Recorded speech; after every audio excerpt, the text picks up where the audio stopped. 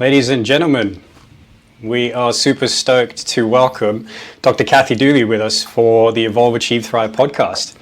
Yay!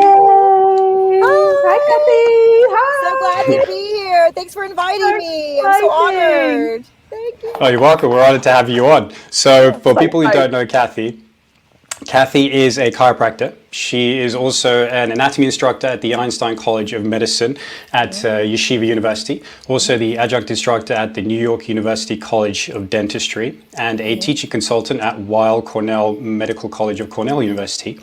Also the lead instructor of the NeuroKinetic Therapy Seminar Series, and the lead instructor and co-founder of the Immaculate Dissection Seminar Series. So we met through the NKT series, and again, for people who don't know, very broadly speaking, movement assessment and dysfunction correction in the human body with NeuroKinetic therapy, and also with Immaculate Dissection, but very two different kind of protocols to achieving that. And I've taken her courses, Jude's taken her courses, and I consider you a mentor from afar. So thank you very much for joining us on the course. Me too. Oh, that's a great honor that I take seriously. Thank you. That's great. It's so we thought we'd start the conversation off about talking more about yourself. Like we know you love talking about anatomy and physiology and everything else associated with it, but we're very curious about our guests when they come on, and we're very curious to learn about who they are, where they came from, what drove them onto the track that they're on. So I figured a good place to start would be understanding how you came to be on this journey, basically. Did you always know you wanted to be a chiropractor, anatomist? Exactly. Like working with the human body, or was it just once you got down this track, you realized this is what you wanted to do? How did it even come about? Yeah, when you're on the right track, it seems to appear, right? So when I was younger, I thought I wanted to be a lawyer, a trial lawyer. I was very into being on stage. And that's probably obvious for anyone who's watched my YouTube. I'm very comfortable in front of a camera, very comfortable in front of people.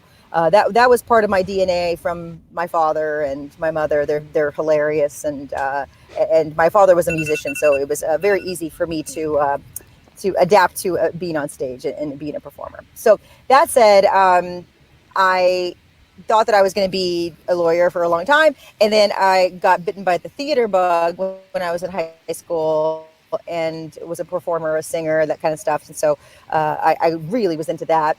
I decided to pursue that as a profession. I was a science major. I was always kind of that mixed kid of I was really good at science, but really loved the arts, and I couldn't make a decision. I don't know if you guys remember that show from the 90s. It was called Felicity. There's this TV show. Yes. I really resonated with the girl. Yeah, she wanted to be a doctor, and then she also wanted to be an artist, and she couldn't really decide which one she wanted to be. And that was very much in my beginning stages of the science and the art of me was pulling me in different directions. I was a theater major in college and very miserable, really miserable. Everyone was telling me that I should do it, and I think I talked myself into doing it because people congratulate you enough and tell you you're good at something enough. You feel like that's what you're supposed to do, rather than internalizing and figuring out what you want. And so I was really sick from the ages of 19 to 23, had a really bad eating disorder. I was really struggling internally, a lot of depression, a lot of anxiety. And then I started to get into health because I wanted to make myself healthy. And I never thought that I would be a doctor of sorts, and certainly not what I'm doing now. But I went to a chiropractor. She was amazing. She helped me. Anxiety is how I got into chiropractic. I had crippling anxiety, and she was like, well, I think it's your neck. And I was like, what's that got to do with anxiety? And she was like, a lot, actually. She started telling me about the sympathetic nervous system. I was like, what's that? And I didn't know what anything was. I was 21. Yeah, so I went to chiropractic school. I had a terrible experience with anatomy at first. I wasn't very good at it. It was my worst board score. Still to date is my worst board certification exam score, which is so ironic and ridiculous. I was coerced basically into teaching anatomy as a tutor. They needed tutors, and my friend Dr. Ross Maddox, who's this amazing DAC he's got a diplomate in radiology. He's a chiropractor. He's brilliant, and he was like, Kathy, come teach anatomy with me. I was like, no, I'm terrible at that subject. And he was like, no, we really need you. He really bullied me for a while. I mean, in a good way. He was like persuasive, and he was like, Kathy, come on, you make $10 an hour. Most of the time, people won't even be in there. You'll get to do your homework. You get paid for it. That's how he got me. You get to do your homework. And I was like, really? And he was like, okay. And I took the test. I barely passed the test. And I started to study it really hard. And it was a real weak spot for me. And I think it's a real weak spot for a lot of people. So the anatomy bug bit me, and I decided to get a master's degree in it. I got bitten by that bug, and I was being certified in this technique called ART, active release technique. And there was a lot of anatomy, and I was like, I do not know anatomy enough to be decent at any of this. And I got certified in ART, full body certified. The whole time I'm thinking, I got to know this better. I accidentally click on a link to, I meant to hit career database, and I hit career opportunities on this website for jobs. And as fate would have it, there was this pilot program for a Master of Anatomy. They needed a chiropractor to study anatomy. And I was like, well, I'd have to not practice chiropractic very much for 3 years. And I'd have to go all in dissection, the whole deal, dissertation, the whole thing. I was like, I think I want to. And so I make this jump, and life was never the same. It led me. And then when I finally felt that contentment you feel when you're on the path that you're supposed to be on, it wasn't easy. I'm not trying to say it was easy. It was the hardest thing I've ever done, but it was just an ease, a relaxation. I was like, oh, right. That is what I'm supposed to do. And it combined that the science part of me with the art part of me. I had to speak in front of people. I had to lecture. I think that's what I wanted to do when I was a kid. I wanted to be a part of something bigger than me.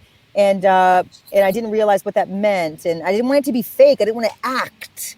I didn't want to do that. I didn't want to be characters. I wanted to be myself, sharing something and getting people excited about something that mattered to me. And nothing really mattered to me in that way until anatomy did. And it's anatomy study. I've been studying anatomy since 2003. So it's been a while. It's been 18 years, and it's this thing that never ends. I never get bored with it. It never gets old. I never stop wanting to study it more. And I think that's what when you're on to something good.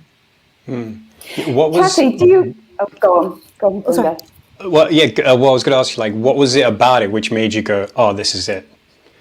I think that when I started to help students with it, and they started to ask me questions that were clinically based, I was obsessed. Even as a kid, I was obsessed with understanding why things worked. That engineering part of you. And I was an annoying, pestering kid of why, mommy, why?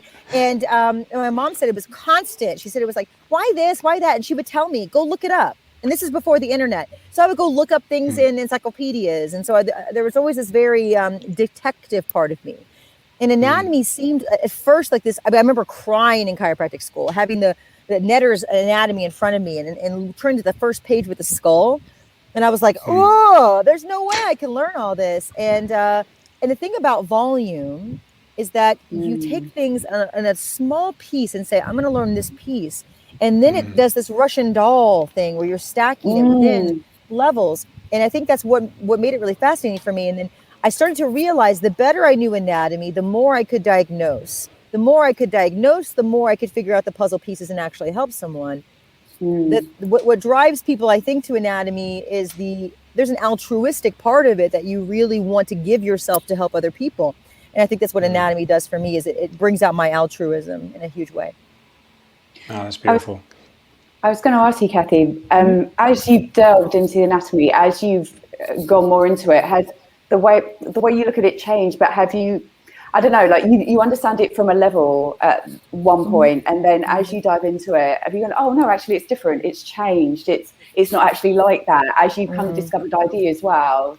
Do you know? Yeah, that's a really good question. I think that one can study something for 10,000 hours, and I'm well past that now. I've dissected 2,600 cadavers, right? So when you get past the veteran state, then you start to get into the I really don't know jack squat state. And I'm surrounded by people constantly that feel that way. I'm talking about, retired surgeons, people that have done reconstructive facial surgeries for 16 hours. And I'm not saying these people never have made me feel small, not for a second. They would be collegial with me and say, Kathy, what do you think about this? And it really was the first time I think I was like 24 before I actually really thought about something. Instead of, remember that most of my early life was people telling me I was good at something, so I assumed I was, so I did that. Rather than actually saying to myself, do I actually want this? Do I like it even? You know, like how often do we look at what we're doing and say, do I actually like this? And you know, I remember I was like 2 weeks ago, I was in the lab and I was doing a 16-hour stretch. And I didn't have to, you know, it was completely optional. And I was just like, I'm just going to do it. So I got to the lab, I think it was at 4:30 a.m. And I was dissecting. And then, no, I guess it was like an 18-hour stretch because I didn't think I left till 10. And I went out to pee, I think, a couple times or something, or eat. And then when I was doing it, I was in it. And I was like, I looked at the clock at some point and I was like, when did that happen? When did like 18 hours pass? And as I was looking at it, I was looking at the anatomy. I'm like, when did this get easy for me? When did it get easier? And then when you feel that perception of ease, that's when you can actually go to another level of understanding the material. That's when you're not scared by it anymore. You're not fearful of it. And then you can really learn it at a level that you can share it with other people. And that, I think, only drives me to, I think people probably sound nuts. Well, she's in a cadaver lab for 18 hours. That's crazy. And it just was like, no, it felt like breathing. It felt really natural. It felt really like flow. Felt like a flow state. And it's what, and I remember talking to Jonathan during it, my husband during it. And I told him, you know, he was like, are you in there right now still? And it was like 10 o'clock at night. And I was like, yeah, I think I probably should go home. I don't know. Well, this is home. Yeah. And then he was like, you know, you're in the flow state. When you're doing exactly what you were put on earth to do, it feels like breathing. And that opens you up to a whole level of understanding of the material. That's where I'm at this stage I'm in, where it's hard to kick me out of a lab. It's really hard. And then students, of course, they tend to ask you the really good questions that make you. I'm obsessed with teaching, not because I want to just share the knowledge, but because they deepen my knowledge. It's very selfish. It's like, in the best of ways, it's benevolence through you know, self-care also. And I think if I spend that kind of flow state with the material, then I can understand it at a level that simplifies it for people. That's my goal, is to take something that was really hard for me, and if I can make it just an infinitesimally bit more simple and fun for them, then that's the goal of the depth of learning the material. And what you've just described, that's performance. When you perform, I'm an ex-musician. When you perform, you get into that flow, and time goes away, and you don't. So it just sounds like you described a performance, like you and the cadaver. That's exactly what it's like. It's amazing. Yeah, really. I have to set alarms when I'm with patients. I have to set alarms when I'm in a lab to remind me to get out of it. Right. Because it's like, and I want everyone on the planet to have that kind of joy, no matter what they're doing, to find a flow state. It is very personal, and I will never know anatomy in a level that's satisfying to me, which is, I think, part of the fun. I have colleagues that have dissected, 10,000 cadavers or something ridiculous, and I watch them, and they have this curiosity and no hubris. There's just no ego left, and all there is just my mentor. She just pulls books off of the shelf and just constantly flipping through pages, and she's just doesn't take anything for, like, I know that. She's like, let me check every source that I trust and make sure that what I feel is the truth, is closer to a version of the truth. And I just respect that level of openness to learning. And then you bring it to us, which is awesome. I love it. That's the least I can do. Love it. I mean, the least I can. Like Jonathan calls it, like, don't cover up your steps on the way up the mountain.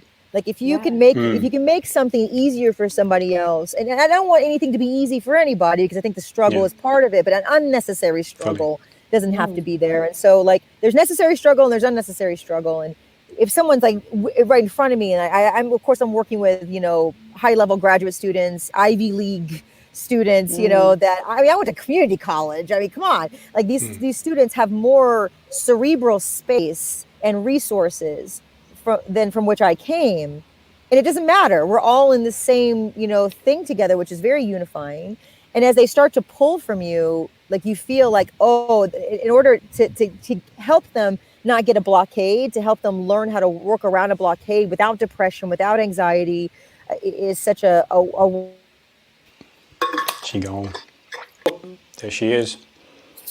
remember we were talking about how the sharing mechanism, like Judith asked about the level of depth of knowledge, and so I'm trying to get this centered, the sharing mechanism and how it deepens and changes the knowledge, and the short of it, that when you spend that much time, in a flow state, then sharing it with other people, no matter where their backgrounds are, no matter how much more intelligent than you, man, I'm surrounded by people that are so much more intelligent than me at all given moments, and no one seems to care. Everyone wants to just learn. I think anatomy does that for me. It really can be quite overwhelming. And then I remember in 2003 when I was 2004 when I was handed that Netter's anatomy, and now you can hand it to me and take the labels off. Wow.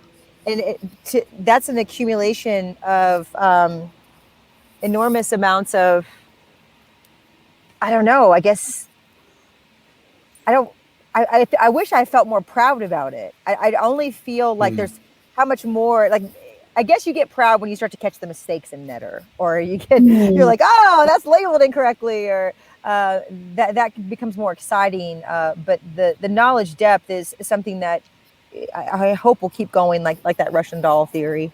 Yeah, for sure. I mean, there's so many things that you've said in that last segment, which I want to explore. I'm like, where do I begin? But like, first part of it is, I'll go where the first place it took me, which was those 16-hour days interspersed with seeing clients, teaching people over like seminars, the travel clearly as well. You're back and forth between New York and Boulder, but not just that. You're you're zooming around the world whenever we're allowed to be, right? So, like, it's a three-part question. Like, the first part of that is how did you develop the stamina to handle that kind of lifestyle? And then the second part is how do you ensure you don't burn out?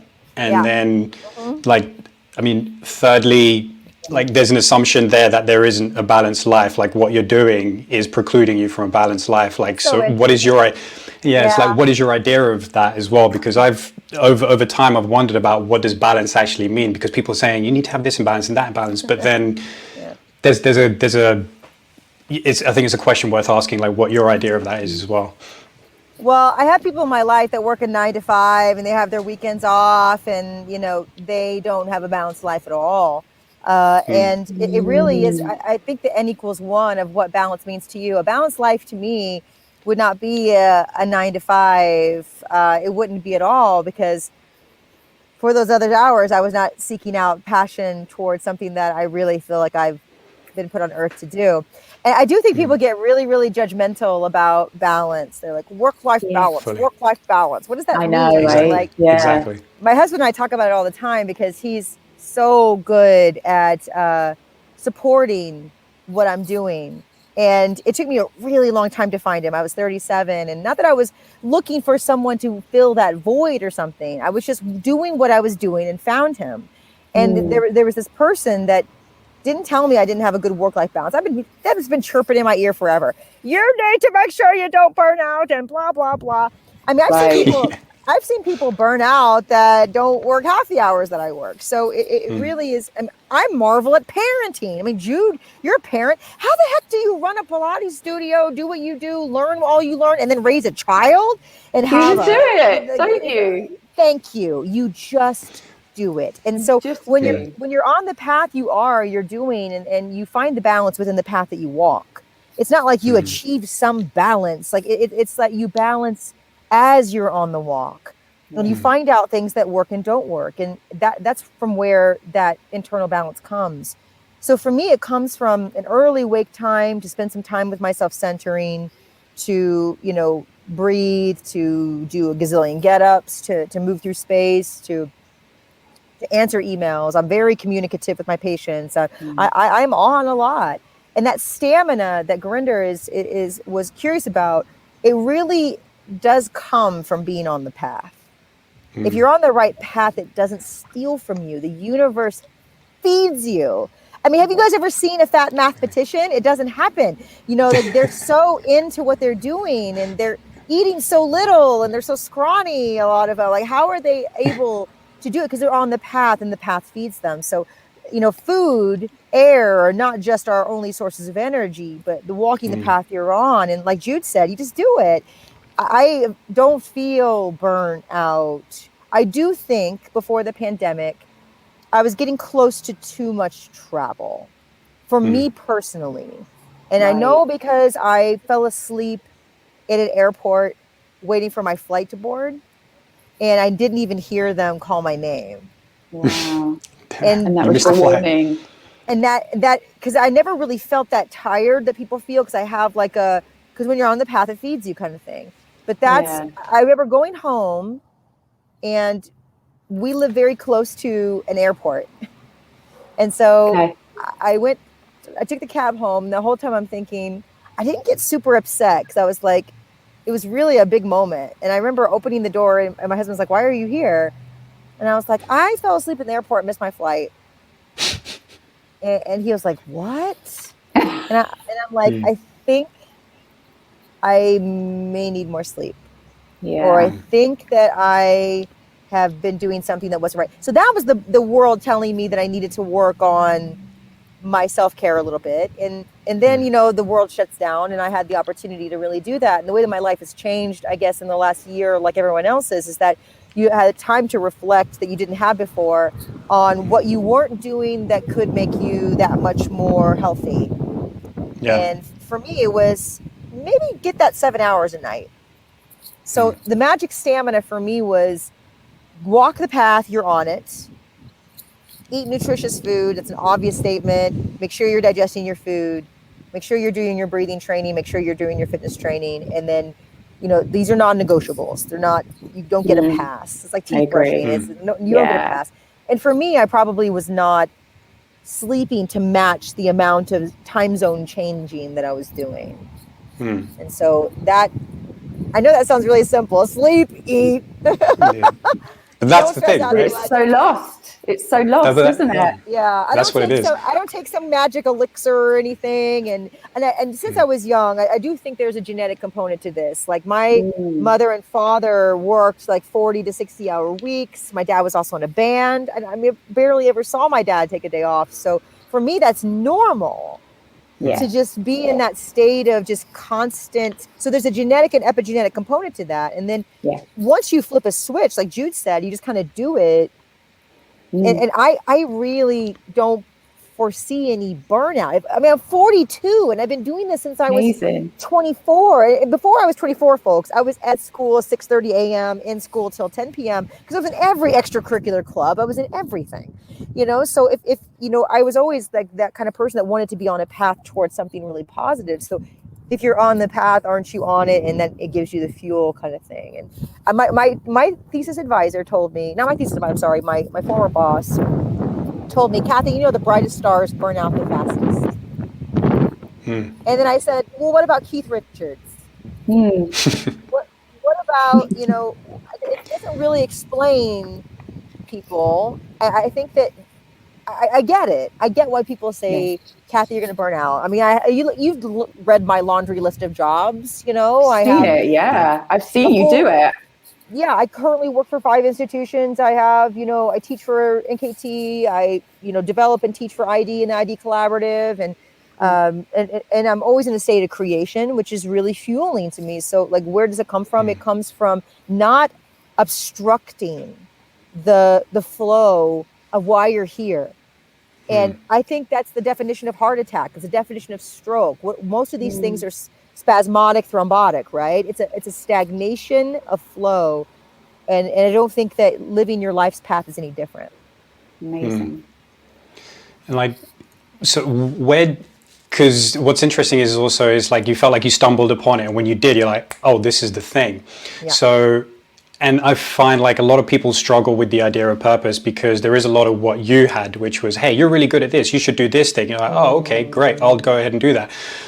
How do you think, what is, in your view, the most effective way for somebody to figure out for themselves what it is that they should be doing, essentially, like what it is that's calling them? You're like wanting to know how you hear your calling. Yeah. And that is not an immediate state, and it mostly you have to learn by doing and find out what you don't want. I think people are so like they let themselves get so frustrated by knowing what they want all the time that they don't take time to recognize what they don't. And like I remember my mom and dad were factory workers, right? They did not like their jobs, but they did their jobs and somehow raised 3 children on collective $30 an hour. How do you even do that? But they That's never amazing. They're incredible. They were so great. And when I watched them, in their flow state, they were in meditation. I watched them, moving. They weren't kumbaya on a mountaintop. They were like gunning an engine, but they were consistently they never broke down. And when I watched them, I was like, I would watch them do things that they didn't like with a better mindset too. But then I asked my mom, what did you want to do on this planet? And she's like, be a wife and mother. And it was so dissatisfying to me as a young person, because I was just like, not because I don't think people should be wives and mothers. I was just kind of like, is that really it? But I saw that when she was doing that, that was her path, and everything else was ancillary. Everything else was extra and beneficial. I mean, this woman is so positive.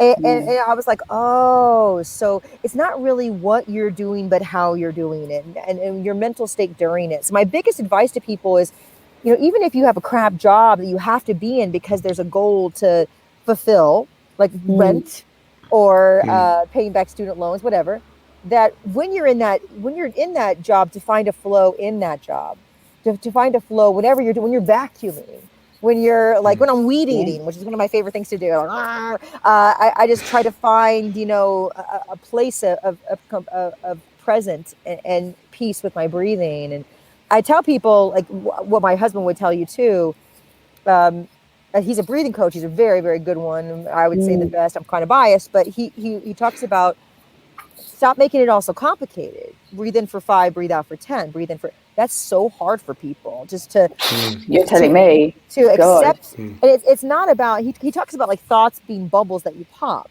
It's not like you have to deny thoughts. And I think that people they perseverate and don't let themselves enter a state of being able to be okay with things coming and going. And I think that when you let things go and let things come, then your path starts to get a little clearer. And I know that's what happened to me. Like, can you imagine if Ross hadn't bugged me to be an anatomy tutor? I'm like, amazing. Who knows? My life would have went somewhere completely different. But I allowed him in. I allowed the universe was telling me, do this, try this.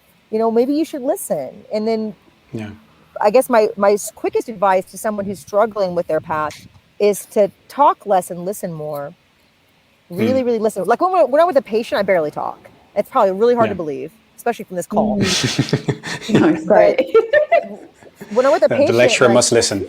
Oh my God! Like I listen way more, and when I'm in a classroom, and you guys have probably been there. People get really nervous when I put them on the spot. Like I put you on the spot before, Jude. Oh like, terrifying. And then it's like, but then you get used to it. You get used to it once you get the format and you understand. It's like we were talking about this the other day about those. Just ask the questions. It's okay. It's okay to ask the questions because Kathy Dooley is going to answer that, and it's fine to ask the silly questions. So I want anyone around me to be okay to ask something. And my teaching evals for the universities, they consistently they put, makes me feel comfortable. Makes me feel comfortable. And then on my last, I just tried an EKT course, and someone called me intimidating. And it was like so crushing at first. I was like, no, that's not what and then I had to say, no, Kathy, that's not what you project. It's what's perceived. Yes. But I really like constructive criticism. So I was like, okay, like think about what they meant. And I was reflecting back on my experience and the student had written me later and was like, that was the most amazing class. I love NKT and oh my God. And it wasn't that. He said Kathy Dooley is intimidating, but I didn't read the next part because I was so caught up on that. He said, but inspiring. And then I was like, oh, he was intimidated Yeah. by the situation, but I don't have to take it so personally. And so I think we take it personally when we ask questions that we feel stupid or we feel, like, oh, we're going to be wrong. And in a global level, we don't encourage curiosity. We want people to get A's and we want them to get 4.0s or 5.0s or whatever your system is. And we don't encourage the curiosity of what this. And at Einstein, we have these on each of the labs. We have a sign that says, "Don't ask what it is, ask what it could be." So my students, they're encouraged to say, "Could this be the axillary artery, or could this be something else? Can I get Dooley to help me?" And when I walk over to the students, I'm like, "Well, what do you think it is?" And then they're like, "I think it's the axillary artery."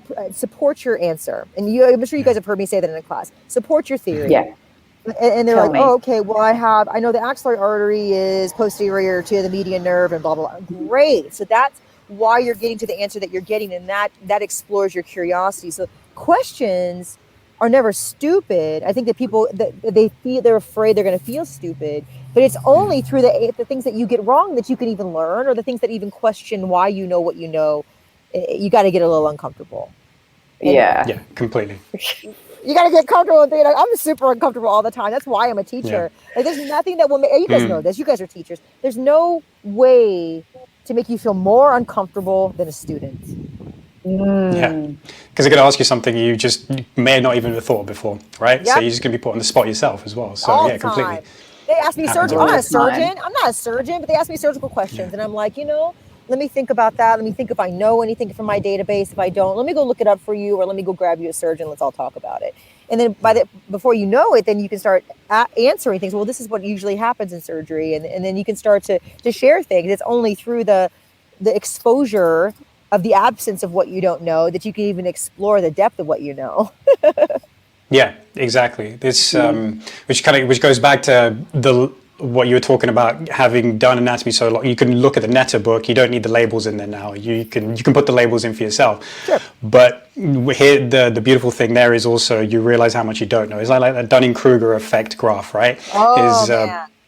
How and then being at peace with that. There's so much that comes with just not knowing. Like, I used to be somebody who was like, if I don't know, I feel like a bit of an idiot. But then I just completely started working on growth mindset and just thinking, no, if I don't ask this question, it's that whole thing of, if you ask a question, if you have asked a question, you're a fool once, but a master for the rest of your life, something like that, right? But if you never ask the question, you're a fool for the rest of your life. So you just have to be able to have the courage to do that, and then put yourself forward to continue to do that. There's, but yeah, that's what I find quite interesting, is just the idea of getting at peace with knowing that there's so much that I know, but that just reveals how much I don't actually know, which is bigger than the things that I do know. Yes. And so, and like, that's just kind of like a metaphor for life. So it's like, if you're not going to appreciate that fact, you're going to be anxious about life going through it all the time, instead of just curious. And that's something that actually a client of mine recently had that kind of revelation as well, which was having a goal and dreading the process to go and achieve that goal. And then so we had that conversation around, okay, well, what if, like, there was a whole process around it, but essentially it came down to introducing curiosity and excitement to the process. And now, in a matter of weeks, mindset is completely flipped, and the ability to be on that journey and go and aim for that goal is something that is exciting to this person now. It's not something that takes away from their life. So, and that goes also back to what you're saying about how you don't burn out and how you have the stamina for the days, because I think the biggest thing there is like that purpose, essentially, is when you have that purpose and you know exactly why you're doing something. I mean, I think there's even research that's been done on people who perceive stress differently based on the purpose that they're in. There's a TED Talk. Right. On it. It's how to make stress your friend is the name of the TED Talk. And it's Kelly McGonigal, Dr. Kelly McGonigal. She's a stress management specialist. It's one of my favorite TED Talks. And she talks about people that perceive their stress versus people as stressful versus people that didn't perceive their stress as stressful. Their coronary artery dilation is different. So Really? if I don't perceive my life as stressful, then it contributes less to my heart disease. Then if I can Right. perceive my life as stressful, then I might, increase my chances of heart disease. And Yeah. that's part of the perception of, like, people will try to put their crap on me and say, God, you work too many hours, or you just work too much. And I'm like, okay. I was going to say, how do you deal with that? It's like when someone says that to you and they put all that stuff on you, it's quite hard not to take it personally and to almost put up a barrier. How do you deal with that? This is a good question. It happens to me all the time, probably daily. Right. Like the other, like it was like Wednesday night. Yeah, Wednesday night, Tuesday night. I had like 6 a.m. patients and 9:30 p.m. patient. My last patient left at 10:15. And so I worked this really long day, and it's very important for me to give the energy, the same energy to the first client as the last client. And I don't want any like change in me. So I work really hard on that.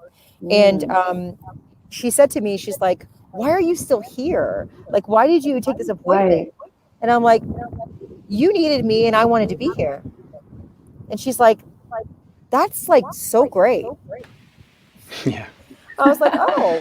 I think it's great that you're here taking care of yourself. Why would I not want to help someone who's taking care of themselves? That's just so killer awesome. And I think that people do come at me in the negative way too, like Jude is saying, like that energy of like, Kathy, you work too much, you're going to burn out. And they screw up their face and why and that, and it's almost like, what, because they can't fathom it themselves. And it's like, how do you deal with that? The way that I deal with it, my husband gave me a trick. He said, remember that you're all the same universal energy and you're only seeing a reflection of yourself. So it was really just myself kind of saying to me, like, you're going to burn out. And I just kind of see my own face, do that. And then I reply back, oh, no, I don't think so. I really, really love this. I go, do you love anything? Like, I love this. And then they're like, and then they internalize and then they have to think. And they have to look at themselves. It's not, and I'm not trying to make them feel bad. I'm just saying, I say, no, I think this part of my life is figured out. And how do you really argue with someone that stands in front of you at 9:30 at night, loving what they're doing?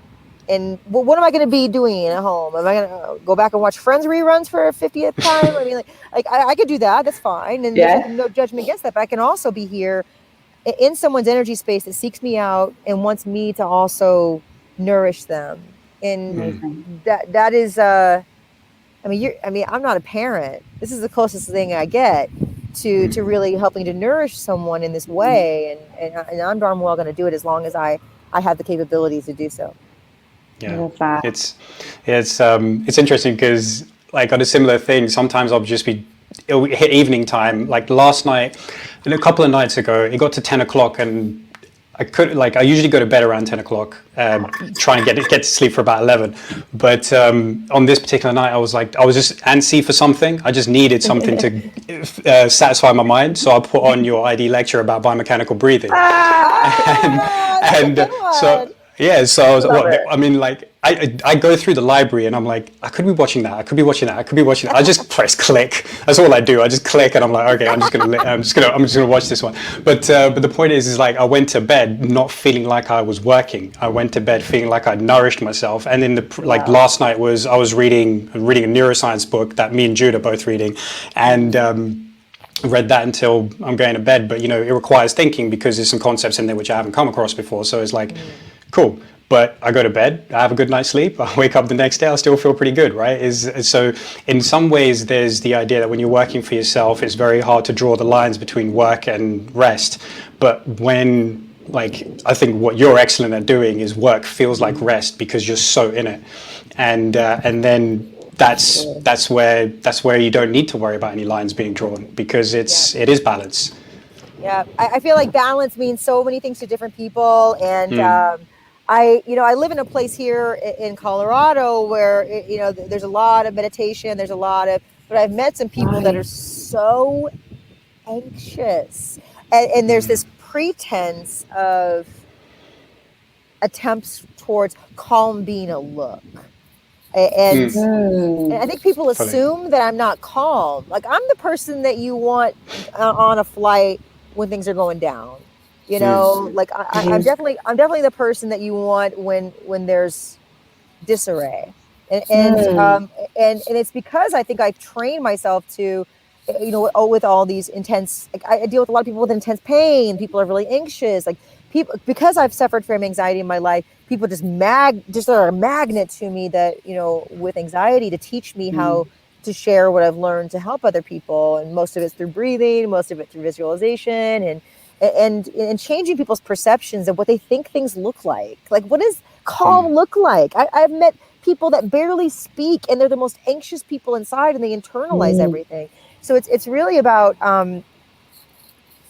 when you feel a calm, it can mean a lot of different things for people. And I think people are never given the right to explore that. So they think that calm means laying there, or calm means, or, you know, work-life balance means I'm going to work these amount of hours and rest these amount of hours. And what does that even mean? Like that's such an arbitrary, non-provable thing. Like it's so N equals 1. Wow. Yeah, for sure. I get the feeling that a lot of health and fitness advice is basically geared around that, let's call it that 9-to-5 lifestyle. It's, you know, how do you demarcate between working and play and rest? And when, you know, I had this conversation with another friend of mine about what is fitness, and we're constantly looking at it from that physical perspective, but I've really widened my scope now, because at the end of the day, it's got to involve like social health, i.e. do you have good relationships? It's not just about nutrition. It's not just about like physical fitness. It's not just about managing sleep, and it's so many things that go into it, because the idea of like fitness is being fit for your environment that you survive. So, okay, well, what does that take? It's not just about physical fitness. So we have to look at all those different things. But when we are looking at these different things, we've distorted our environment so much from how we're actually evolved, that I think the realm of health and fitness that we're in is geared towards dealing with dysfunction a lot, is what it is. When if we didn't have that so much, then I think it would be a lot more intuitive for people to just be healthy, be fit. Like, what do you both think about that? I love that you said that, because I used to have I used to struggle with this relationship with my mom. Like I was all me.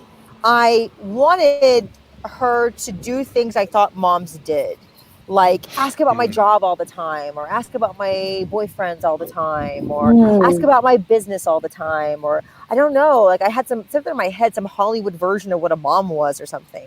And then, you know, I remember one of my dear friends at the time, he said, why do you expect her to be anything? Why can't your relationship be unique even to the one that she has with your sisters? Right. And I was like, oh crap, I'm the problem. And I remember talking to a counselor about it, and she had said the same thing. And my rule is, if I hear it twice, that's really something, you know, to think about. And my relationship with her just blossomed huge when I stopped having these unrealistic expectations of what I thought it would be. And one of my best friends always says, you know, the path to suffering is unrealized expectation, or, you know, just trying to push things on people that it's not right. So when you start to look at your relationships from that different type of environment, and then try to be malleable, it really changes. And I think I do have friends in my life that want me around more and want me to call more. And I do think that's something I'm working on personally. And it doesn't mean that I have to call them more just because they want it. Yeah. Just like I may want my mom to call more and she's not going to, kind of thing. Yeah. So you have to you can reach people, and you can, you know, I don't want to say push, but you can experiment with what would work. And I do think interrelationships, and if you guys have read the book Neuroscience of Relationships, it's really good. But that opened my mind. A patient gave me that book, and it opened my mind to letting things be the way they are, and letting it grow from a place, rather than having these expectations placed on people too. But I do think relationship nourishing can be just as nourishing as food. Yeah, I think also with being a parent, and looking at your parents as well, you realize that they are just people and they're trying to figure it out as well, right? Yeah. And then sometimes it's like, well, why aren't you being a parent to me? And it's like, that was the biggest thing for me. It's like when I became a parent, suddenly I realized that my parents were just people that were trying to figure out the world as well. And they're not going to play the way that you think. And it really opened up my eyes. And that's how I kind of take all my relationships now, that these are people and that's how they live their life. And it almost made me a bit more empathic to understand that. And I think that's what your counsellor was saying as well. Yeah. So I marvel. Like I whenever someone tells me, well, how do you work? Like, how do you do all that? Like work and travel and all that. I'm like, I'm not a parent. Like, how do parents do it? How did my mom work 40 hours a week? Different. She would come home, work, and I would see her read and go to sleep and then repeat. And she was happy. I was like, wait a minute, how does someone work like a 20-hour day to my 16? So I really do think that that food and the path that you're on comes in lots of ways. And I agree with you about the nutrition thing. Chinese medicine is really steeped in emotion and relationships. And that, you can, have spleen qi deficiency because you eat too much damp food, but you can also have spleen qi deficiency because you don't do some breathing drills, or you can have spleen qi deficiency because you don't get any fresh air, or you can have spleen qi deficiency because you're overworking, or you can have spleen qi deficiency because you are not expressing good relationships and nourishing relationships, or you're worrying too much. There's so many ways to nourish the system, and it is like having an IQ and an EQ and a nutritional Q, and like there's a lot to it, and you really have to find how you're not nourishing yourself to help other people, and that can be in a lot of different ways. I think you're really right about that. Yeah, amazing. As some wind just kicked in heavy there. Sorry. No, it's okay. Get under this. Here we go. I was going to change direction slightly. There we go. But it's all related to like some of the things that you were saying as well, like in terms of health and fitness, because we've talked about, you mentioned breathing several times there. And I feel like I'm giving a perspective here, and again, tell me what you think, is like breathing has been like the thing, especially in health and fitness for the last few years. Once it became part of people's consciousness, it just kind of blew up, right? A little bit, at least. There's still like, I still feel like there's a lot of people who don't know enough about it to be coaching it to the level it needs to be coached at, but also to be even considering it.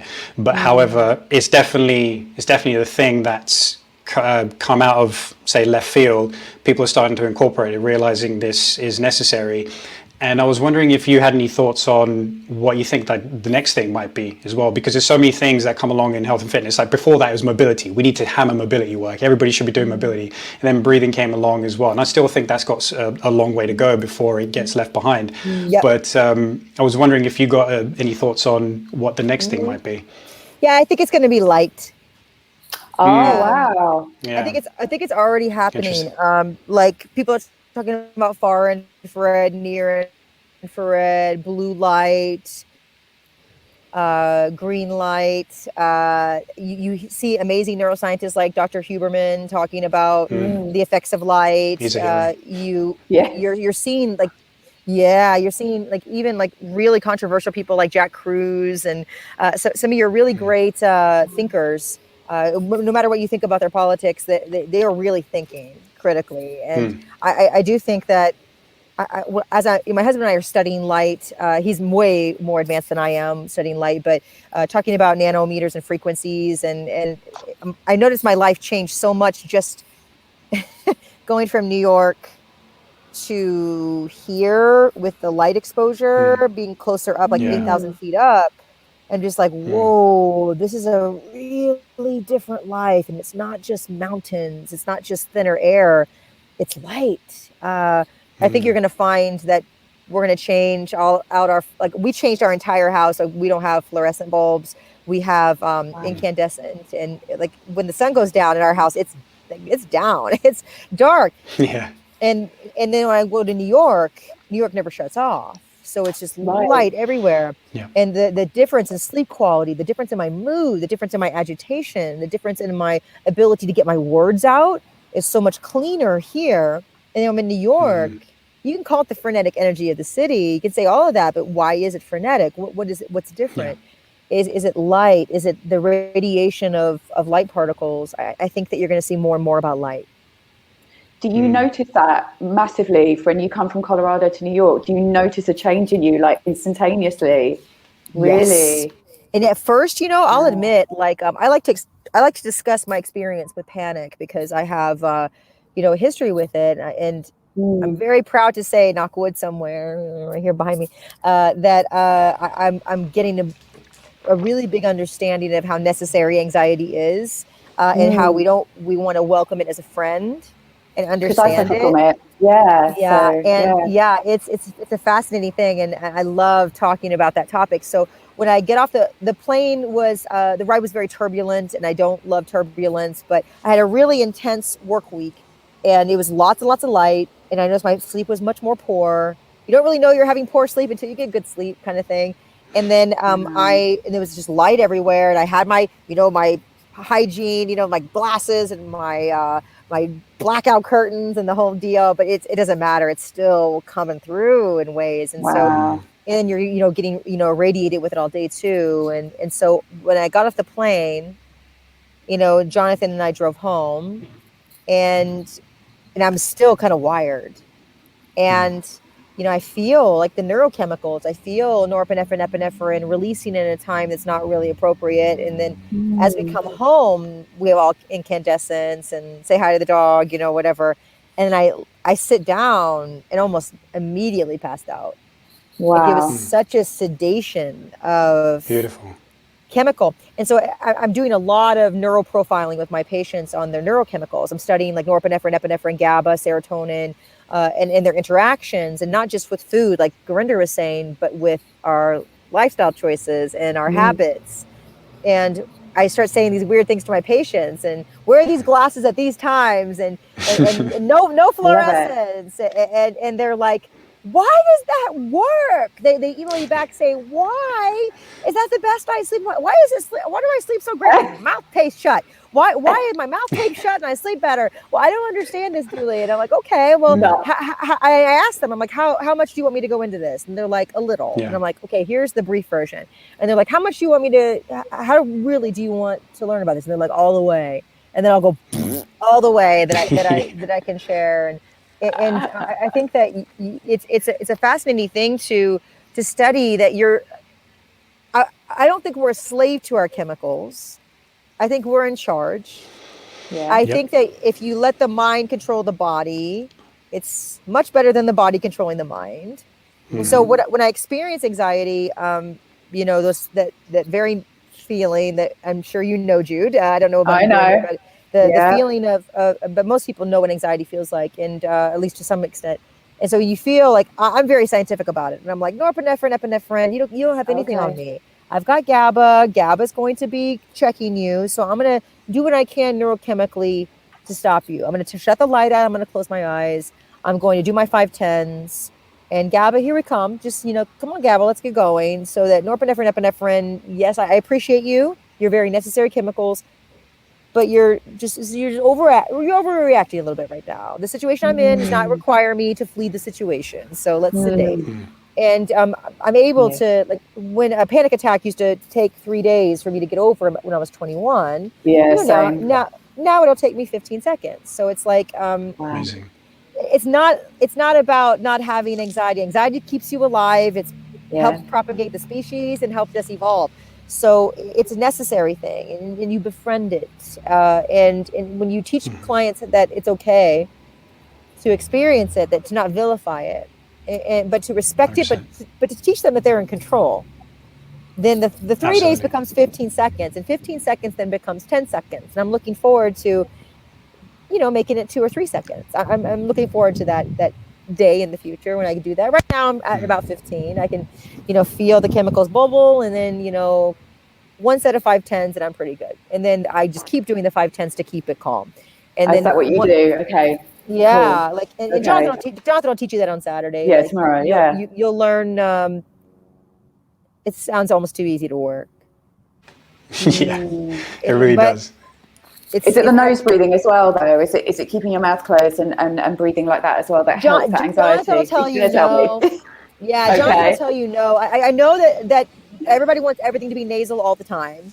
And I do want inhales to be nasal whenever possible because there's increased resistance, better filtration, nitric oxide activation. I get all that.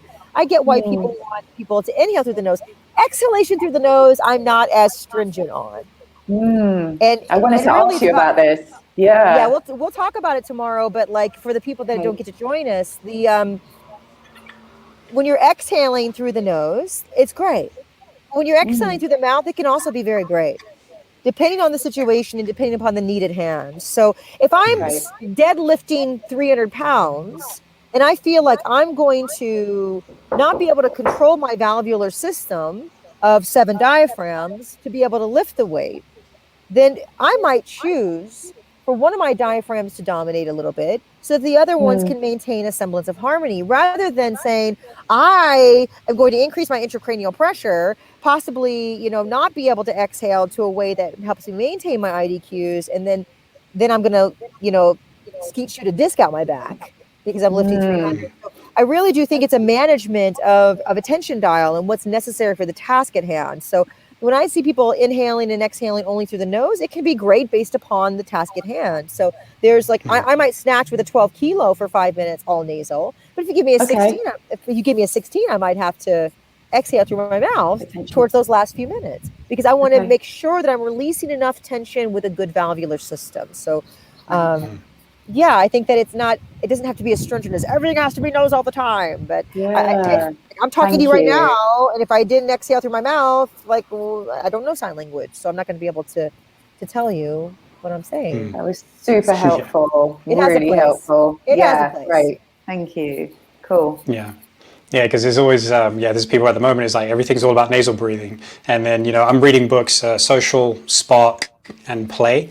And, social's like, you guessed it, everything's about being social. Play is like, everything is all about play. And, Why We Sleep, Matthew Walker's book. Exactly. Why We Sleep. And that book has been discounted a lot too. So I know. That's okay. And that's okay. I think that people want a Bible for everything. And the truth is somewhere in the gray. They don't call it gray matter for nothing. I've seen it in the lab, but it ain't gray. I read that. It's somewhere in the middle, and I think that people want truth to be, this is the facts. These are the facts that are undisputed. And I really do think that when someone says to me, well, Kathy, why are you allowing people to exhale through their mouth? I'm like, because it works for them. Right now it works, and they are working and they're happy and their system is balanced. It works. But if someone came to me and they had enormous jaw tension after they snatched, I'm going to tape their mouth shut and lighten the load and see if I can get them to harmonize their 7 diaphragms a little better. So I do think it's a case-by-case basis, and it's not, we could take principles from these books, the great principles from the books, and then question everything. What I say, what Gurinder says, what Jude says, everything, and then think for yourself and what works for you, and let it be okay to be wrong or right. Who cares? And there's no wrong or right. It's gray. Yeah. So enjoy the gray. Use your gray matter and enjoy the gray. Love it. Yeah, exactly. Super helpful. Because Jude, that might be a good time for the questions around pelvic health and core stability and stuff like that you were wondering about. So, as a Pilates teacher, I get a lot of, why don't you teach belly button to spine and pull your pelvic floor up? And it's like, and I have the quickest answer. Please tell me to tell it. We currently started teaching it in our ID1 classes, and it's going really well. People hate it. Okay. But then you'll love it. Okay. So I asked the patient, why do you pull your belly button to your low back? What is their typical answer? I turned the question on them. Why do you think it's that's how I stabilize my core. That's what I get. It's like, why don't you teach that? What's a stabilized core mean? I wouldn't. What's their answer? What's their answer? Typically, ab activation. Ab. Pulling my abs to straight help my spine.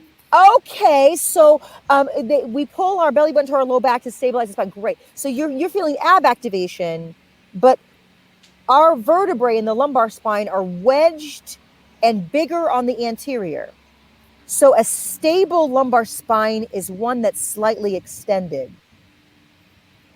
So when you flex the belly button to the low back, you actually increase discogenic pressures on the posterior and put someone at risk for more chance of disc herniation. So you pulling your belly button to the low back destabilizes the core because you are limiting your lordosis when it's under load. So I turned the question on them. I'm like, well, what's the stable core mean to you? Ab activation. What's ab activation do? It stabilizes my lumbar spine. The lumbar spine's more stable in a load shared extended position. So this is why we're maintaining a load shared extended position. And then they're like, got it, Dooley. Okay, great. Fantastic. I never make them wrong. Never make them wrong. Just no, ask of course not. Just ask the question. Just ask them, like, what does it mean to you? And that's exactly what I do with all of my students. I'm like, what does it mean to you? I'm just curious. Like, what's it mean to you? Almost always I get the same answers because they've been parroted. They think lumbar spine stabilization is belly button to low back because some other Pilates teacher that wasn't as anatomically knowledgeable as Jude had told them it was right to do it, or they felt their abs, and if you feel your abs, you're more stable. Let me tell you what, I've treated a lot of six packs that don't go away when they inhale, that have lumbar discs skeet shooting out their backs when they deadlift. So it really doesn't mean stable. Stable lumbar spine is maintenance of lordosis under load. And can you explain the pelvic floor thing as well? Yeah, everyone's like, pulling up on the pelvic floor, pull up. And I'm like, no, don't pull up. So I asked that because they were taught that too. They think that's right because they were taught that, right? The pelvic floor does not pull up. The pelvic floor does not pull up. When do you ever see a trampoline go up? You don't see it go up. You only see it go down and then go back to anatomic position. So I tell them to go home and jump on a trampoline and tell me when the trampoline goes towards the ceiling. When does it ever go towards the ceiling? It never goes towards the ceiling. So the pelvic floor is no different than a trampoline. It has a maintenance of certain amount of eccentric load. It's on coils. That coil is called the tendinous arch of levator ani, right? And so when you step down on it, that's intra-abdominal pressure. That's breathing in. So when you breathe in, it goes down. You want it to go down, not up. And then as you start to exhale, it's going to return to its anatomic position. And the pelvic floor is not a bicep. It doesn't go up, down, up, down, up, down like that. It's a trampoline. And trampoline's not a bicep. It's always under this certain amount of eccentric load. So the pelvic floor's job as a biped is to contain your organs. And if you're pulling up, that's not containing your organs more. No. It's not. Your ability to go up and down maintains the organs. So I just tell them, go home, jump on a trampoline, and tell me when the trampoline actually goes to the ceiling. And when it goes to the ceiling, I'll let you pull up on your pelvic floor. We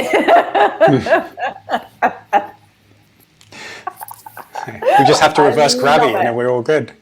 I love it. Because this is the stuff that I try and say. Yeah. Has anything, that was what I was going to ask you as well, with the pelvic floor, has there, you know how you're saying there's not been a lot of research, but this is what we know. Has there been more research in the past few years, or is it the same as we've known? There's research on it. Probably the better research is done by Diane Lee, where she talks about transverse abdominis activation. She talks about the system going down and going up. Right. The reason why it's hard to do research on pelvic floor is because it's hard to do surface EMG on it. And you certainly don't want to needle EMG it because you got organs nearby. So surface EMG is so hard to do there. And it's innervated by, S4, S5 as far as motor innervation, but proprioception comes from S2, S3, S4, visceral afferents into sympathetic. It's really complicated. And so it's hard for your body to know the difference between pelvic floor and adductors, pelvic floor and obturator internus, pelvic floor and piriformis, pelvic floor and your organ. It's just, it's tough to research. And so I think that's the paucity of focus on it. Also because 2/3 of all people that have pelvic floor disorders are female, and I'm going to pull the patriarchy card. Research is driven by money, and money is driven typically by dudes in white suits that are white in America, usually. So if we have women's health issues don't get a lot of money. I've read about this, yeah. I think there's crazy potential to get money. But if you have 50 million people suffering from pelvic floor disorders, you think that you could throw some money at that problem, make some cash off that problem. But you have to have people that are in money that care about the problem. And no offense to the guy on this group, but you're not who I'm talking about because you're in the smaller percentage. But you take old codgety rich white guys that have a lot of money, and they're not really throwing it at pelvic floor issues. So because it doesn't matter to them personally or to them professionally. So I think that's going to change. I think as women develop more power in politics, they develop more money and research is very political, very political. So it's we don't want it to be. We want science to be free of research, free of that because it's research. But if science is linked to money, it's always going to be linked to politics. So, and it is linked to money in a big way. So that part sucks. Has the research really grown in pelvic floor? No, not really. I mean, it's slow. Just like the research in migraine is really slow to grow. Like that's actually happening though. There's some things happening. So I think that we have to just keep spreading the word, and we can be part of the change we want to see. Great, I'm doing it. Yeah, I know you are. So there's a couple of things there which what people are commonly doing and they're getting wrong. So pelvic floor pulling in, TVA, like abdominal wall pulling in. What other things do you see that the average person, you commonly see that the average person is doing incorrectly, which they think is actually helping their health and fitness issues? Squeezing the shoulder blades together in the back to straighten their spine. And I'm like, no, your thoracic spine is kyphotic. We want kyphosis. We want load shared kyphosis. And they're like, what the heck does that mean, Dooley? Well, we want your low back to curve towards the front. We want your mid back to curve towards the back. And that balances your neck. And the way I describe it is like, what does your mattress coil look like? And they're like, it's a coil like this. Like, well, the reason your spine does this curve is so it can handle 3 times more axial compressive loads from gravity and from ground force contact. So your body is not a straight spine, it's coiled. And so we want that thoracic coil. And so stop telling people to squeeze their shoulder blades together in the back. You're asking the shoulder to do a job of the spine for one thing, and then you're stealing the dynamism of the shoulder girdle. Second, you are straightening the thoracic spine when it wants to be kyphotic. We want load share between the cervical, thoracic, lumbar, and sacrococcygeal spines. We want that share. And when I'm teaching, it's very foreign to them for me to say to them, don't tuck your pelvis underneath you, to squeeze your glutes. Don't squeeze your glutes all the time. Don't squeeze your shoulder blades together all the time. Stop telling people to tuck their belly button to their low back. Just stop it. Stop telling people to pull their pelvic floor up. Those are not anatomically correct. I have never seen my dog tuck his pelvis underneath unless he was pooping in a quadruped position. Okay, so no, no. And the belly button tucked to the back, I think that's starting to go away a little bit. That the more of the super stiffness from Stu McGill is a little bit more popular. And even though I don't even know how I feel about that these days, like I'm really questioning a lot of what I learned. And trying to, I want people to be a little bit more relaxed, like they're just, they don't need, you can't build tension from a place of tension. You can't build tension from a place of tension. You can only build it from a place of relaxation. So my Tai Chi teacher used to say, relaxed means ready, not. I love that. Yeah. Relaxed is ready for what's next. And that is a hard one, but I think that's a good place to start with people. Stop squeezing your shoulder blades together in the back. Stop tucking your belly button to your low back. Stop pulling your pelvic floor up. Stop squeezing your butt cheeks all the time. Neck long, chin tuck, chest wide, ribs down, hips even. Like that's all I want from you. Neck long, chin tuck, chest wide, ribs down, hips even. Right? That's it. Start there. I can't tell you how many times I hear that in my sleep, honestly. And how many times my clients hear in my sleep, hear in their sleep as well. That's excellent. Here you go. There's the Dewey Life Tips. Stay right there. 100%. Easy. Keep it easy. That's good. So there's so then that leads me to a couple questions from our listeners. So first one's from Fiona. So thanks for submitting this question, Fiona. And her question is, besides nutrition, sleep, hydration, managing stress, are there any small things we can do on a daily basis to help our brains be happier? Sure. 5 10s in the morning upon waking, change the light, use incandescent bulbs, get sunlight, at 10 and 2, try to get some sunlight, unprotected sunlight for a little while. You can choose if you want to do the sunscreen thing a little bit later, if you're doing it for longer. Whatever's happening to you, make it okay. Wherever you're at, be where you're at. Don't wish you were somewhere else. Just stop it. It's a recipe for unhappiness. Whatever you're doing, be there now. Would be my best advice. Take chlorella, one of the most high nutrient dense foods on the planet. Even if I'm having a bad food day, or if I eat Taco Bell, which does happen on occasion, I'm not going to beat myself up about it. I'm taking chlorella. I take berberine. People have glucose problems. There's a couple of things that you probably should do, and just look at where your body is and what it's missing, and give it to it. Yeah, absolutely. Sound. It's like straightforward stuff as well. That's the beautiful thing about it. And then so another listener. Yeah, exactly. Not stupid, sweetheart. No, never. Exactly.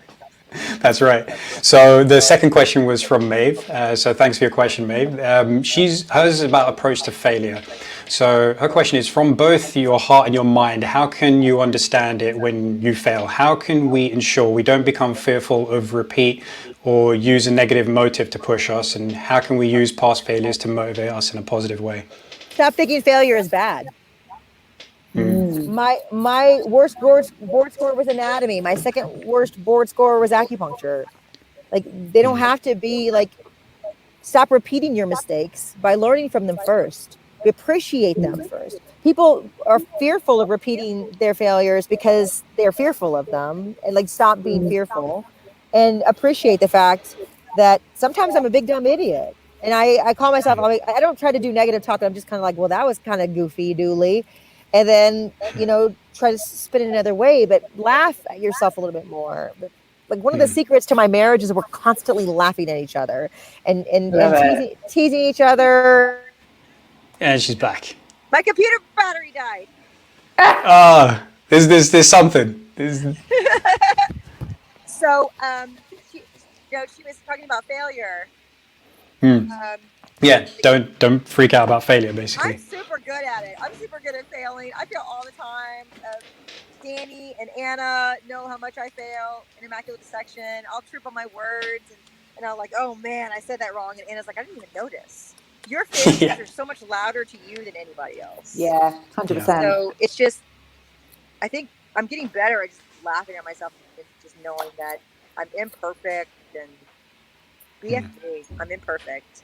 Love it. Yeah. I think a good thing to do if you really want to learn from your failures is to write it down.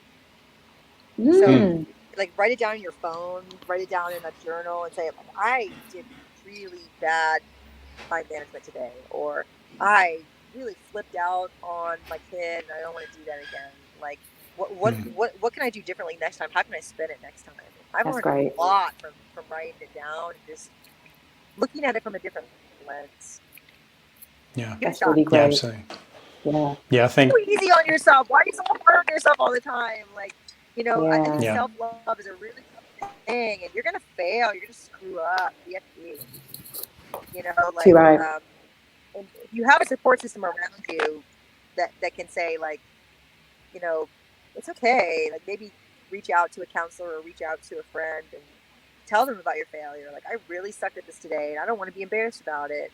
I don't want to be fearful of it in the future. I want to be okay with messing up. Yeah, absolutely. It's definitely about reframing your relationship with making mistakes and assuming that things are a failure, because you talk about it in the courses all the time as well. It's you failed a muscle test, great. That's your opportunity for your brain to go, what the hell just happened? All right, I need to sort this out. I high five them. And exactly. Yes, this is awesome. Yeah. This is really good information, and it's not that blind optimism crap. It's acknowledging that the failure is just as important. The only way the brain really learns. So, it's okay, and you don't have to be so serious about it. Just have fun. Yeah, I mean, on that. So sometimes I wonder about whether I'm blindly optimistic about this, and again, it's something I want you to weigh in on.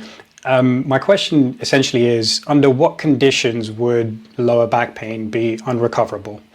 Because I've thought about this and I'm thinking, yes. that's the answer I was hoping for as well. Just, I need that confirmation bias, right?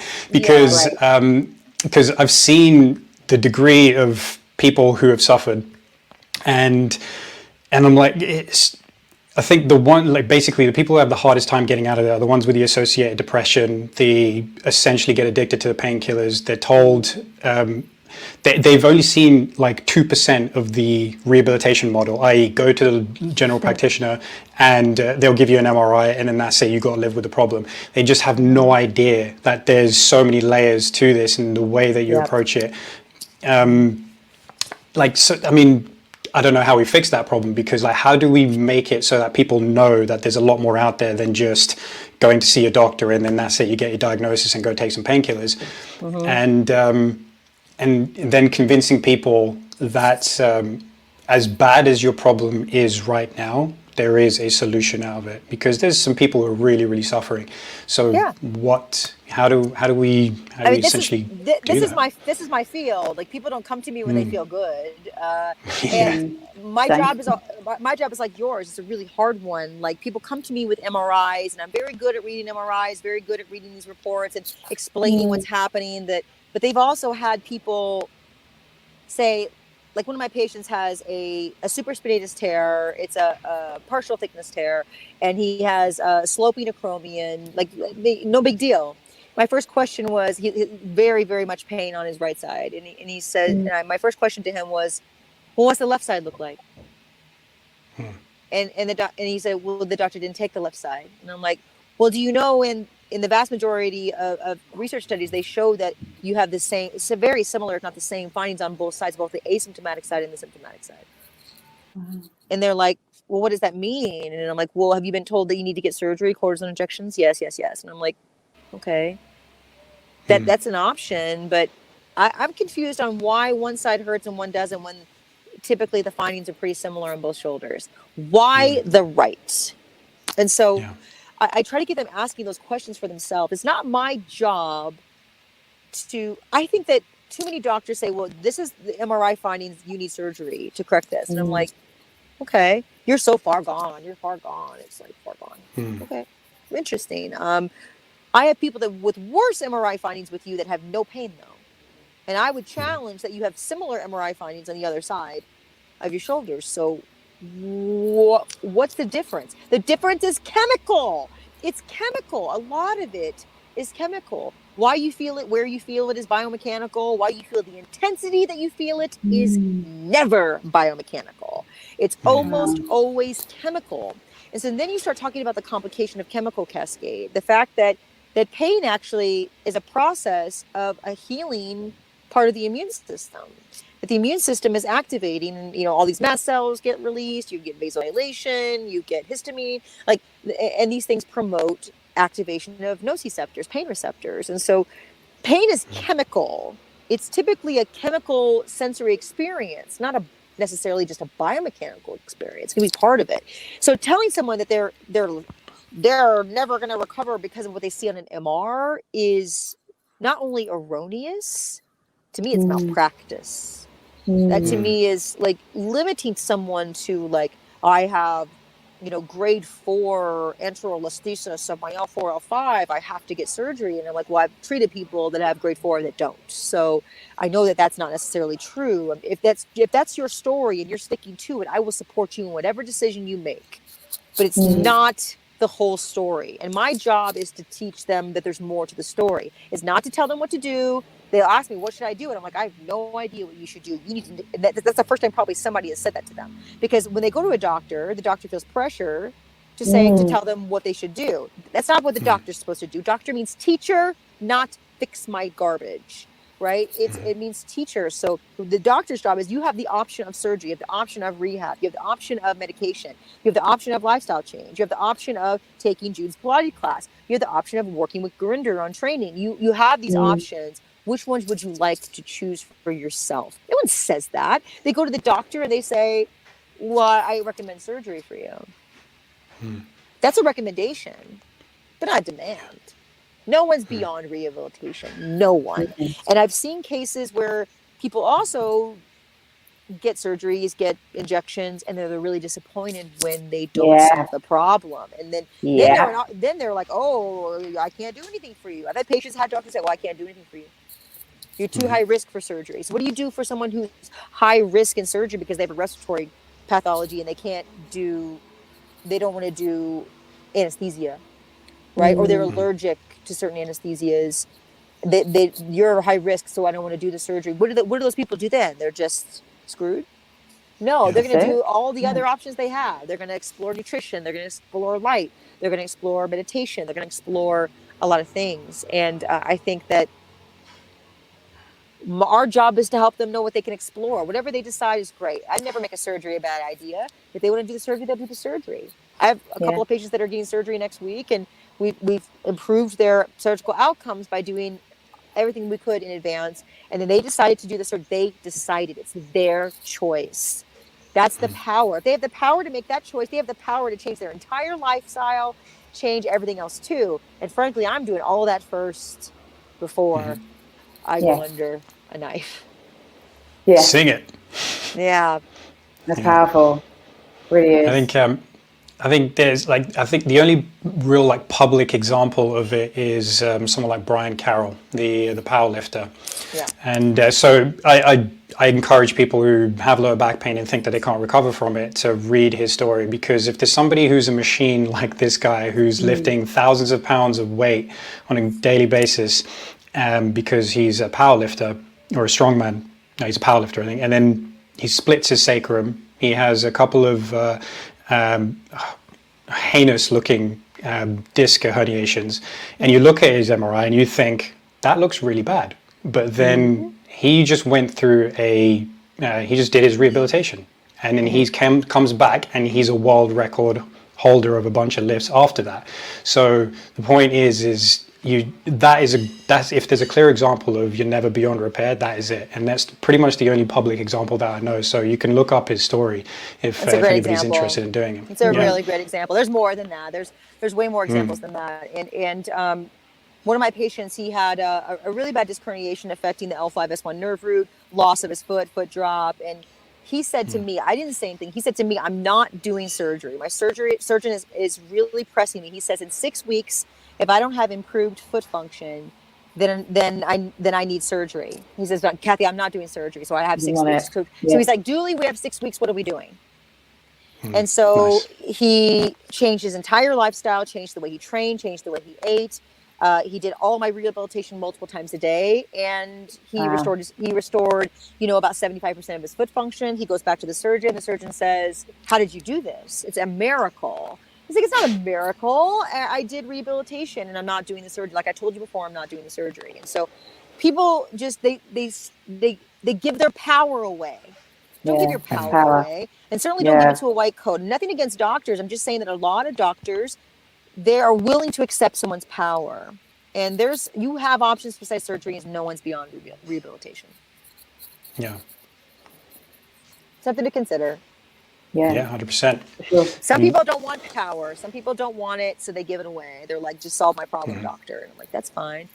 I'm not going to be that kind of doctor ever. I'm not going to take your power. I'm not going to accept it. I'm going to throw it right back at you. And if you don't want to work with me, fine. You don't have to work with me. Go do your thing. I don't lose sleep at night because you're not coming to see me, and I'm sure you don't lose sleep at night because you're not coming to see me. So, meet people. Do you find that they come back? Do you find that they come back? The people you don't know. I don't keep stats really. I only focus on the people that come back. And I have people that have looked me up on the internet or whatever, and they're like, oh, she's got some, whatever resume. I don't even know what that means. Like you can only reach who you can reach. And, like you can come in and have an amazing life-altering experience if you want one, or come in with an expectation that I'm going to do something that you don't want. Right? I don't know. It's different. And then tell me that it was an awful experience and never come back, or maybe never tell me at all and never come back. And I don't lose sleep over any of it. Like I am only here to help who I can reach and who I can help. And that's part of my happiness and part of my stamina and part of my joy. Part of the reason I can sleep at night is that I don't fret about things I can't control. Yeah. And like, I think there's another realm there as well, where there's people who have the ability to take their power back, but they don't know a lot about it. It's a different realm, and it's to do with mental health and psychedelics, basically, because I've listened to your talk on eating disorders and the neuroscience of it as well, and then you touched upon psychedelics in that talk. Yeah, right, cool. Because I sort of like, it's been something that's been on my mind to talk to you about. And then I realized that you're doing the talk on it tonight, the very day we're going to be having a conversation.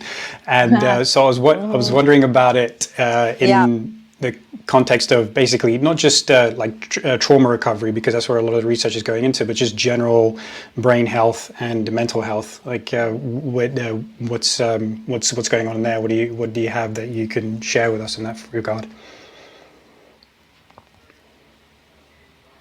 Well, I have a lot of data collection, obviously, because we're talking about it with the collaborative tonight and next week, but a lot of personal experience. And I mean, my eating disorder is basically cured by it. So when conservative methods failed with antidepressants and cognitive behavioral therapy, those things didn't work for me, and I really wanted them to. I was trying to save my own life. And MDMA was jolted me. And then a second dose was basically pretty curative. And it's just psychedelics help you to re-experience trauma, like experience it in a different way and through a new lens, and one that's not debilitating to you, one where you can see a solution. And I mean, psychedelics are the future. They are 100% future. There's no way that they can't help be a major part of the curative process of depression, trauma. They help. There's a litany of really good lit reviews on the work with autism, on the anxiety based with end of life processing. I can't speak highly enough about them and their potential to not only help but cure anxiety and depression in a way that at least give you the tools that you need to be able to help yourself to see things from a different lens. Are they microdosed, Kathy? Are they microdosed, the levels, or is it kind of individualized? I think the microdosing, the lit reviews on microdosing are really, really small. Right. I do think there's potential with microdosing. I think that macro probably has to be inserted in there to make a huge breakthrough for people, which is why I think people go to Peru for ayahuasca, for the DMT experience. I think that's, I've had 6-7 major experiences on macro dosing that have been very life altering. If you approach it from a therapeutic standpoint.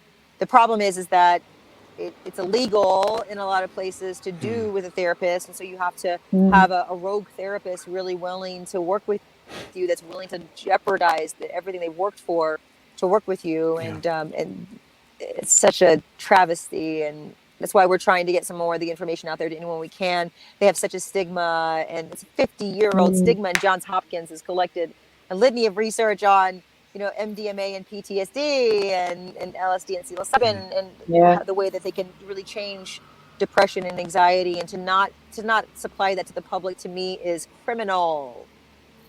Yeah, completely. Absolutely criminal. Yeah, again, education goes far. Yeah. It's like putting the power back in. It's not just for Grateful Dead concerts. It's not just for. It's not just for tripping out, the stigma behind it is insane, because it's a rewiring of the brain. There's, if you could tell someone, we've looked at SRIs and the increased risk of homicide, suicide, gastrointestinal problems, and we just accept that as okay. And then we have the ability to use LSD, psilocybin, MDMA, even ketamine now is accepted, but like the other ones, like we don't see their potential in solving the problem without. LSD has virtually no side effects.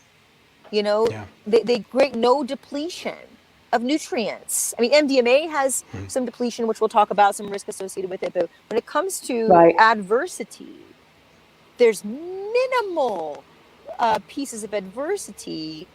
Especially in a supervised environment, it would be. I was going to ask, next to zero. And so it's just. It's incredible. I just find it to be really criminal. So instead of being mad about it, I just want to maybe help people Change it. think about it from a different lens. Yeah, 100%. Change It's like, it, yeah, legalize. Whatever way we Yeah. can. Yeah, completely. It's education again. It's like you talking about earlier about putting the power back into the patient's hand or just people's hands. Basically, it's like, here you go, choose the route that's going to work best for you. And I think, yeah, with that, because I guess part of it, yeah, it's just purely been a stigma. It's just you think you're messing with your brain wiring, so you think, oh man, there's no turning back from something like that. I think there's a lot of fear that's associated with it. But yeah, like I think stuff that you're doing, yeah, damn straight, there's no but in turning a great back. way. There's no going Yeah. back. In Yeah. a great way. Like it's shocking how people think, oh, if I do this, there's no going back. There's no going back to the bad way of seeing it. It's an enlightened way of seeing it. This is, people want enlightenment. They want a glimpse. Here's your tool.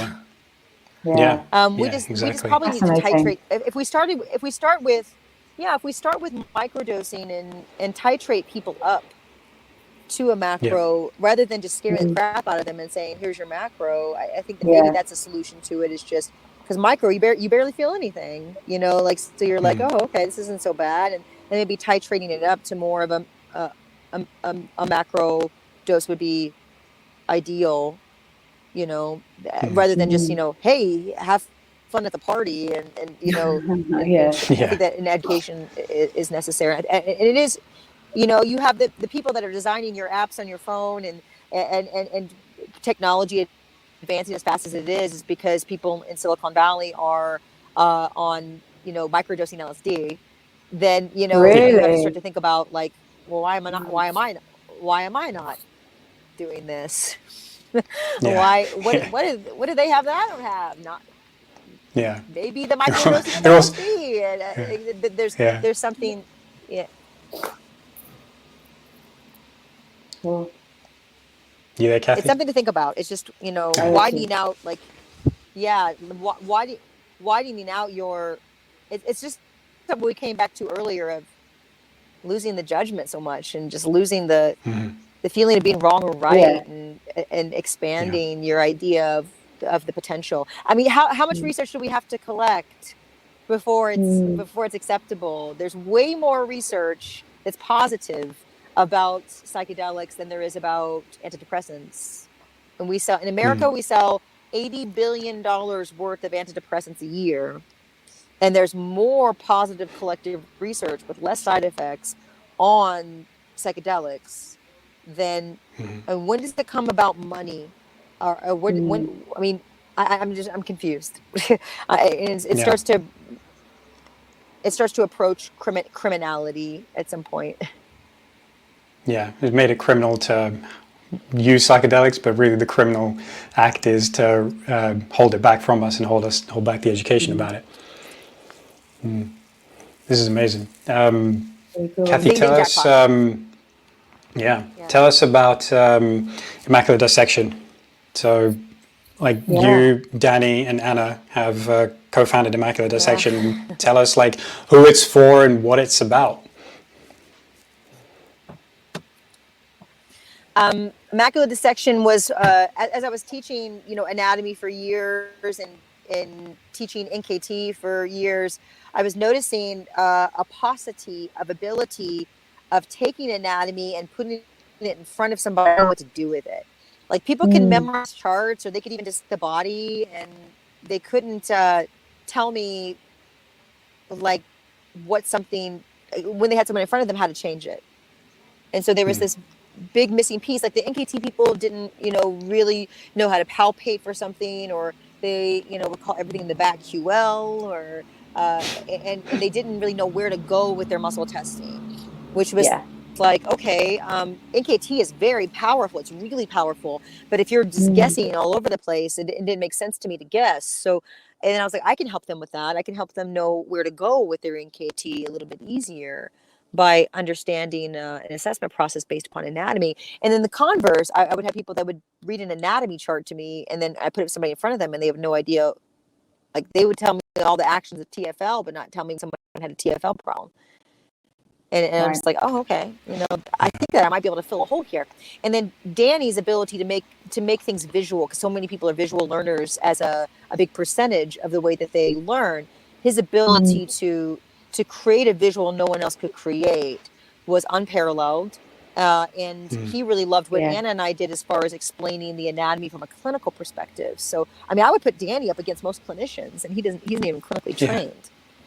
Wow. Because you can see him in our videos doing some of our work, and I'm like, wow, I would put Danny up against my colleagues, and to be able, like, if someone were in front of Danny, he might get nervous for a second and say, oh, I'm not a clinician, and then once he passes past that ego and says, like, oh, I know what to do, and starts pushing him around and asking him the right questions and knowing what to look for in an exam, I would put him against anybody, because he understands the visual, he understands the clinical, and he's able to put all those pieces together. And that's what we want to share with the world, is how to make anatomy, how to take anatomy knowledge, understand it, to put it in front of somebody and know where to start. The worst words I ever hear from a fellow clinician is, where do I start? So in ID, we say at the flow chart. So we give them a flow to follow, and it helps them with their NKT, it helps them with their FMS, it helps them with their SFMA, it helps them with their DNS, helps them with Pilates, helps them with BJJ, helps them with useful. training, and it just gives them it gives them a standard operating system to use along with whatever protocol they're using. So people aren't ID certified. We don't ever want an ID certification. We want your ID to make your certifications easier to use and better. And we want everything you're doing to stay there. We just want ID to make it easier and better for you. That's what ID is for us. I think it's an excellent name as well. Yeah, it's an excellent name. What's the future of ID? You. Any more courses? Anything? Or are you going to stick with the courses that you've got, or have you got any plans for other courses? Oh, of course. We are growing, and I don't think we're going to have ID 21. We joke about that sometimes, but I think ID 1 through 6 are our base courses, and I think from there we'll just do master courses.